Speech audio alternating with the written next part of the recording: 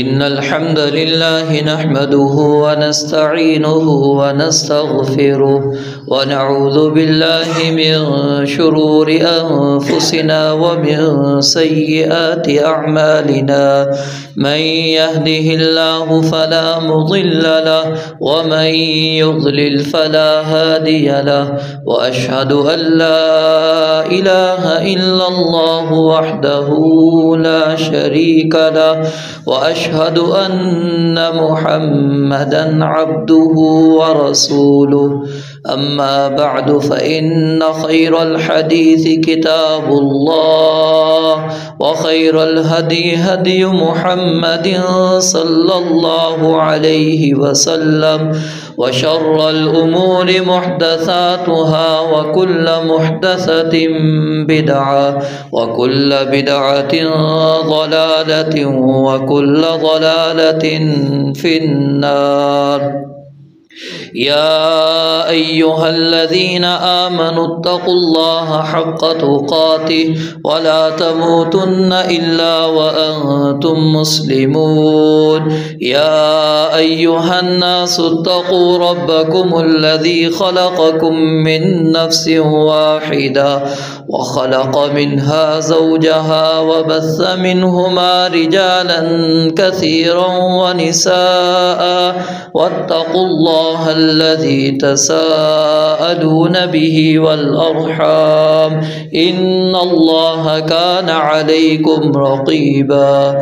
يا أيها الذين آمنوا اتقوا الله وقولوا قولا سديدا يصلح لكم أعمالكم ويغفر لكم ذنوبكم ومن يطع الله ورسوله فقد فاز فوزا عظيما. اللهم صل على محمد وعلى آل محمد كما صليت على إبراهيم وعلى آل إبراهيم إنك حميد مجيد. اللهم بارك على محمد وعلى آل محمد كما باركت على إبراهيم وعلى آل إبراهيم إنك حميد مجيد. قال الله تبارك وتعالى في القرآن المجيد: فأعوذ بالله السميع العليم من الشيطان الرجيم من همزه ونفخه ونفثه. ألم يروا كم أهلكنا من قبلهم من قرن مكناهم في الأرض ما لم نمكن لكم وأرسلنا السماء عليهم مدرارا وجعلنا الأنهار تجري من تحتهم فأهلكناهم بذنوبهم وأنشأنا من بعدهم قرنا آخرين. رب اشرح لي صدري ويسر لي أمري واحلل عقدة من لساني يفقه قولي. رب زدني علما رب زدني علما رب زدني علما. سبحانك لا علم لنا إلا ما علمتنا إنك أنت العليم الحكيم.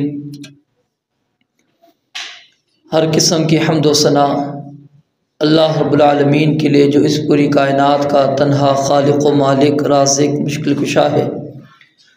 بے شمار انگنت لا تعداد درود و سلام جناب محمد الرسول اللہ صلی اللہ علیہ وآلہ وسلم کی ذات اقدس کے لیے، جن کو اللہ رب العالمین نے انسانیت کے لیے رشد و ہدایت کا سفیر بنا کر مبعوث فرمایا. مختصر حمد و صلات کے بعد آج آپ معزز سامعین کے سامنے دو موضوع پر گفتگو انشاءاللہ کرنے کی کوشش کروں گا. ایک عنوان ہے کہ قوموں کی ہلاکت کے اسباب قرآن مجید کی روشنی میں، اور دوسرا جمعۃ المبارک کے حوالے سے تو انشاءاللہ پہلے خطبے کے اندر کوشش ہوگی کہ قوموں کی ہلاکتوں کے جو اسباب اللہ تعالیٰ نے قرآن مجید کے اندر بیان کیے ہیں اختصار کے ساتھ آپ کے سامنے رکھے جائیں، اور اس عنوان کا مقصد یہ ہے کہ اگر یہ اسباب ہمارے اندر بھی پائے جاتے ہیں تو ہمیں بھی اس چیز سے بے خوف نہیں ہونا چاہیے کہ جس طرح اللہ تعالیٰ نے ہم سے طاقت اور قوت کے اندر زیادہ اقوام تھیں اور قد و قامت کے اندر بھی ہم سے زیادہ تھی، مال و دولت کے اندر بھی ہم سے زیادہ تھیں، لیکن اس کے باوجود اللہ تعالیٰ نے ان کو تباہ کر دیا، برباد کر دیا، صفحہ ہستی سے ان کا نام و نشان مٹا دیا۔ اس کی وجہ کیا تھی؟ کیا سبب بنا؟ کیوں اللہ تعالیٰ ایک قوم کو لاتے ہیں پھر اس کو تباہ کر دیتے ہیں، برباد کر دیتے ہیں، ان کے اوپر اللہ تعالیٰ اپنا عذاب نازل کر دیتے ہیں؟ تو قرآن کریم کی روشنی میں 10 اسباب آپ کے سامنے اختصار کے ساتھ بیان کروں گا تاکہ ہمیں بھی سمجھ آ جائے کہ پچھلی جو اقوام، جتنی بھی اقوام سابقہ ہیں، ہلاک ہوئی ہیں، تباہ ہوئی ہیں، برباد ہوئی ہیں، ان کے پیچھے یہ اسباب موجود تھے۔ پہلا سبب کہ وہ قومیں گناہوں کے اندر ملوث تھی۔ اللہ رب العالمین نے سورہ انعام کی آیت نمبر 6 کے اندر یہی بات ارشاد فرمائی ہے، کیا ان لوگوں نے نہیں دیکھا کہ ہم نے ان سے پہلے کتنی ہی بستیوں کو ہلاک کر دیا؟ مکناہم فی الارض ما لم نمکن لکم، اللہ کہتے ہیں ہم نے وہ اقتدار ان کو دیا تھا زمین میں جو تمہیں ہم نے نہیں دیا۔ وارسلنا السماء علیہم مدرارا، آسمان سے موسلادھار بارشیں بھی ان کے اوپر اترا کرتی تھیں۔ وجعلنا الانہار تجری من تحتہم، اللہ نے ان کے نیچے نہر بھی جاری کر رکھی تھی۔ فاہلکناہم بذنوبہم، لیکن اللہ کہتے ہیں یہ اتنے انعامات ہونے کے باوجود ہم نے ان کو ہلاک کیا۔ اس کی وجہ کیا تھی؟ بذنوبہم، انسان کے اپنے گناہ تھے۔ یعنی اللہ رب العالمین کسی بھی قوم کو بغیر کسی سبب کے، بغیر کسی وجہ کے اللہ تعالیٰ ہلاک نہیں کرتے، اور اس کے اندر انسان کی اپنی کمزوری ہوتی ہے، اپنی کوتاہی ہوتی ہے کہ وہ اللہ رب العالمین کی نافرمانیاں کر رہا ہوتا ہے، گناہوں والی زندگی گزار رہا ہوتا ہے۔ اس وجہ سے اللہ تعالیٰ کہتے ہیں فَأَهْلَكْنَاهُمْ بِذُنُوبِهِمْ، ہم نے ان کو ان کے گناہوں کے سبب ان کی پکڑ کر لی۔ اور پھر دوسرا سبب اللہ تعالیٰ سورہ یونس آیت نمبر 13 کے اندر بیان فرماتے ہیں کہ ان کا دوسرا سبب کیا تھا؟ قوموں کی ہلاکت اور تباہی اور بربادی کا وہ ظلم اور زیادتی تھی، ان کے اندر ظلم پایا جاتا تھا، زیادتی پائی جاتی تھی۔ اس وجہ سے اللہ رب العالمین نے ان کو ہلاک کر دیا۔ وَلَقَدْ أَهْلَكْنَا الْقُرُونَ مِنْ قَبْلِكُمْ لَمَّا ظَلَمُوا، اللہ کہتے ہیں ہم نے تم سے پہلے جو بستیوں کو ہلاک کیا اس کی وجہ کیا تھی؟ لَمَّا ظَلَمُوا، جب انہوں نے ظلم کیا۔ تو ظلم بھی کیا ہوتا ہے کہ جہاں پر اللہ تعالیٰ نے انسان کو حکم دیا ہے اس سے ہٹ کر انسان اپنی زندگی کو گزارے۔ جو محل ہے، جگہ ہے چیز کے رکھنے کی، آپ وہاں سے اس جگہ کو ہٹا کر کہیں اور پر کر لیں۔ اور ظلم سے مراد قرآن کریم کے اندر شرک ہے، ان الشرک لظلم عظیم، شرک یہ سب سے بڑا ظلم ہے۔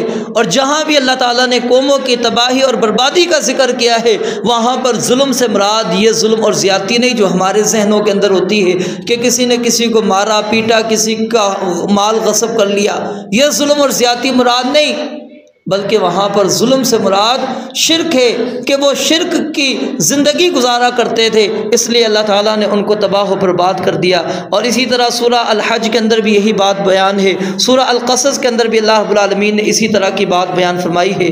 اور تیسرا سبب اللہ رب العالمین نے ناشکری بیان کی ہے کہ اس قوم کے اندر ناشکری پائی جاتی تھی۔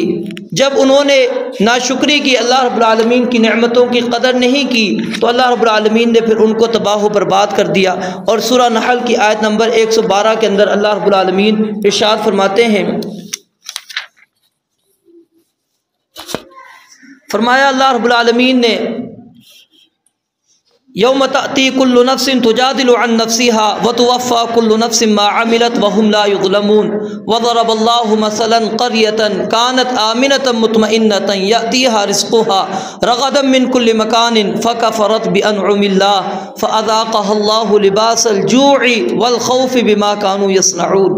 اللہ کہتے ہیں ان کے لیے ایک بستی کی مثال بیان کر دیں، بڑی اطمینان والی زندگی اللہ فرماتے ہیں وہ گزار رہے تھے، امن والی زندگی گزار رہے تھے۔ یاتیھا رزقھا رغدا من کل مکان، ہر جگہ سے اس کے پاس وافر مقدار کے اندر رزق آیا کرتا تھا، لیکن کیا کیا؟ فکفرت بانعم اللہ، اللہ تعالیٰ کی جو آیات، اللہ تعالیٰ کی جو انعامات تھے انہوں نے ان کی ناشکری کی۔ جب انہوں نے ناشکری کی پھر اللہ رب العالمین فرماتے ہیں ہم نے امن کی جگہ ان کو خوف دے دیا، اور جو اطمینان والی زندگی گزار رہے تھے اس اطمینان والی زندگی کو کھینچ کر ہم نے والجوعی، ان کے اوپر بھوک کا عذاب اللہ رب العالمین نے ان کے اوپر بھیج دیا۔ اور اسی طرح اللہ رب العالمین سورہ طلاق کے اندر ارشاد فرماتے ہیں ایک اور سبب کی طرف اشارہ کرتے ہوئے کہ جب قومیں اللہ اور اس کے رسول علیہ السلام کی نافرمانی کرتی ہیں اس وقت بھی اللہ رب العالمین قوموں کو ہلاک کر دیتے ہیں۔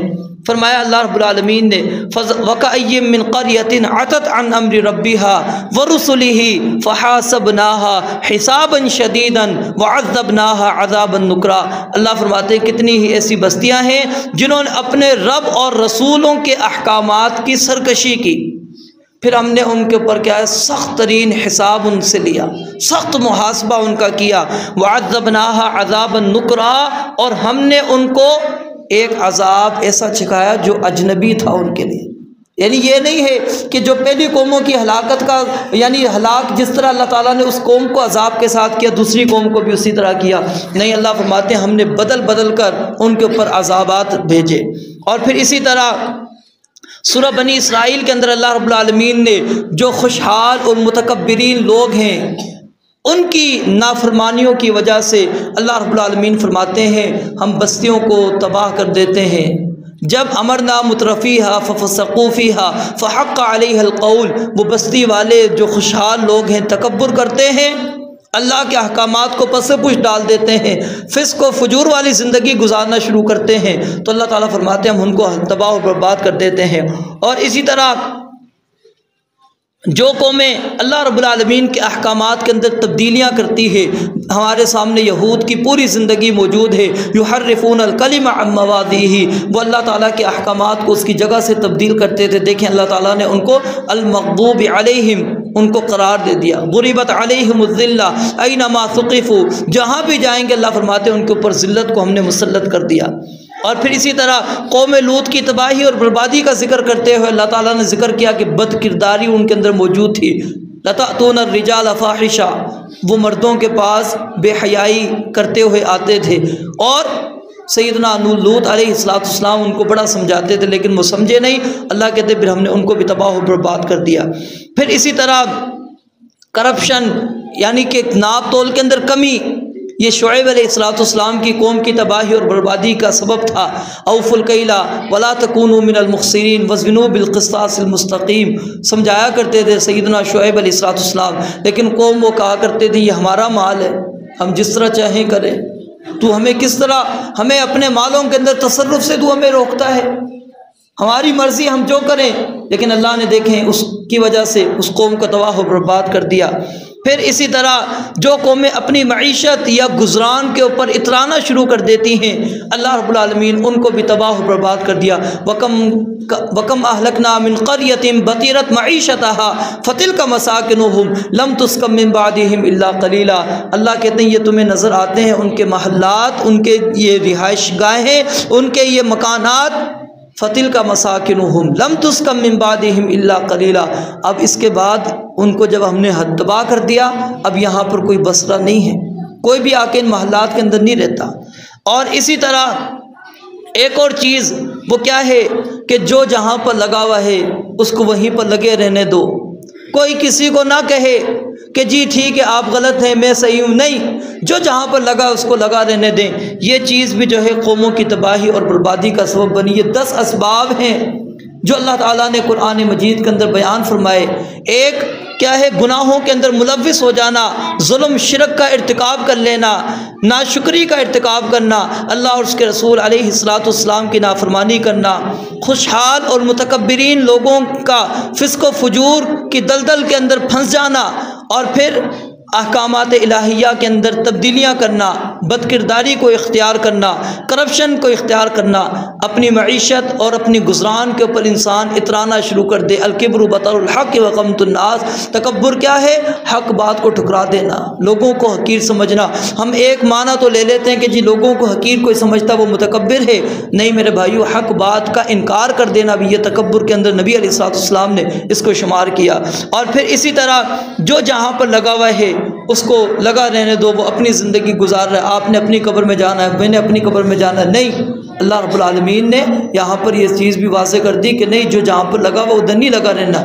اگر ہوتا تو پھر انبیاء اور رسول اللہ تعالیٰ نے کیوں بھیجے تھے؟ پھر چھوڑ دیتے۔ جو قوم شرک کر رہی ہے شرک کرتی رہتی، جو ظلم کرتی تھی ظلم کرتی رہے، جو فسق و فجور کرتی تھی کرتی رہے۔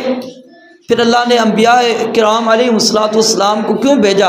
ان کے بھیجنے کا مقصد یہی تھا کہ وہ ان کو سمجھائیں، دعوت دیں، ان کو ان کی غلطی پر ان کی نشاندہی کریں، ان کو بتلائیں تمہارے یہ اعمال غلط ہیں۔ تو میرے بھائیو، یہ چند اسباب تھے جو قوموں کی تباہی اور بربادی کا سبب بنی۔ اور اگر ہم جائزہ لیں من حیث القوم، ہمارے اندر یہ ساری چیزیں موجود ہیں، ہمارے اندر یہ ساری چیزیں موجود ہیں۔ یہ نہیں ہے کہ اس کے اندر کوئی کمی کوتاہی ہے، ہمارے اندر ساری موجود ہیں، صرف ہم بچے ہوئے ہیں مکمل طور پہ تباہ اور برباد ہونے سے۔ تو وہ نبی علیہ السلام کی دعا ہے۔ اور پھر انسان کے اوپر وقتی طور پر حالات کی جو تنگی پریشانی ہے، اس کے اندر بھی انسان کو ان اسباب پر غور کرنا چاہیے، دیکھنا چاہیے ان میں سے کہیں کوئی میرے اندر سبب تو نہیں موجود۔ جب اللہ تعالیٰ ان قوموں کو تباہ کر سکتا ہے جو ہم سے طاقت کے اندر زیادہ تھے، قوت کے اندر زیادہ تھے، قد و قامت کے اندر ہم سے زیادہ تھے، مال و دولت کے اندر ہم سے زیادہ تھے، تو اللہ تعالیٰ مجھے کیوں نہیں مواخذہ کر سکتا؟ میری کیوں نہیں پکڑ کر سکتا؟ کیوں نہیں اللہ تعالیٰ مجھے تباہ کر سکتا؟ مجھے کیوں نہیں اللہ تعالیٰ نقصان کے اندر لے کر جا سکتا؟ ہم یہ سمجھ بیٹھے ہوتے ہیں کہ نہیں، ہماری زندگی کے اندر خوشحالی ہی خوشحالی ہے، ہم جتنی بھی نافرمانیاں کرتے چلے جائیں، نہیں، اللہ رب العالمین کی طرف سے انسان کو ڈھیل ہوتی ہے۔ تو اللہ رب العالمین نے قرآن کریم کے اندر یہ چیزیں اس لیے بیان کی ہیں تاکہ ہم ان کے اوپر غور کریں، تدبر کریں اور اپنے اندر سے وہ چیزیں ختم کریں۔ رب العالمین سے دعا ہے اللہ تعالیٰ سمجھنے عمل کرنے کی توفیق عطا فرمائے۔ وآخر دعوانا ان الحمد للہ رب العالمین۔